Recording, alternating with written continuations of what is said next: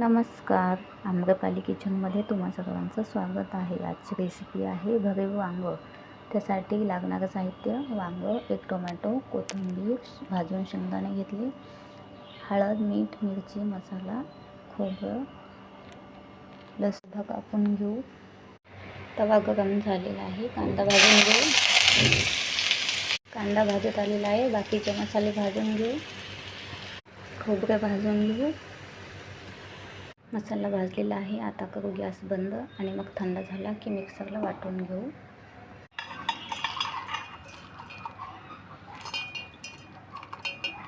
यामध्ये हळद, मीठ, मिरची, मसाला आणि कोथिंबीर बारीक पेस्ट बनवून घेऊ।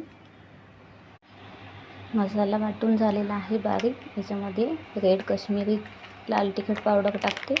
त्याने भाजीला काही फरक पडत नाही, फक्त रंग सुरेख येतो त्यासाठी। तुम्हाला आवडल्यास टाका, नाही तर स्किप केला तरी चालेल।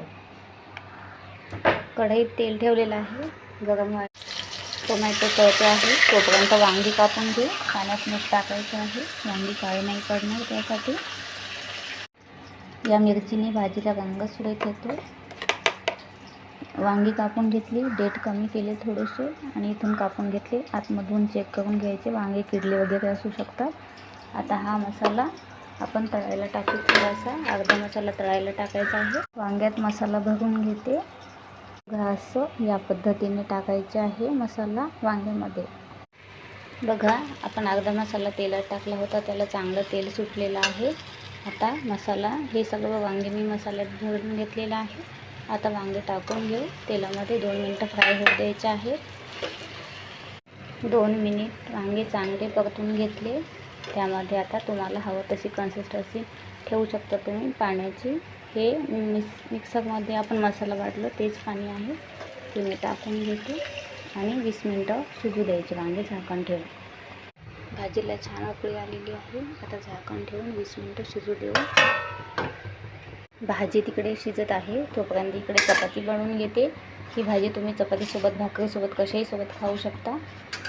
आणि रेसिपी कशा वाटतात ते मला लाईक करा, शेअर करा, सबस्क्राईब करा आणि माझ्या इंस्टा पेजला पण फॉलो करा। त्यांनी काही मला पैसे मिळत नाहीत, फक्त मला मोटिवेशन मिळतं पुढचा व्हिडिओ एवढी मेहनत घेत आहे व्हिडिओ बनवण्यासाठी, तर तुम्ही एक लाईक करू शकता। भाजी शिजतच आलेली आहे आता आपली। बघा, तर आपली वांग्याची भाजी तयार आहे। असं देठ दाबून बघायचं, देठ दबलं की समजायचं भाजी झालेली आहे म्हणून। अशाच रेसिपी बघत राहा, तोपर्यंत स्वस्त खा आणि मस्त राहा। भेटूया अशाच एका नवीन व्हिडिओमध्ये, तोपर्यंत बाय।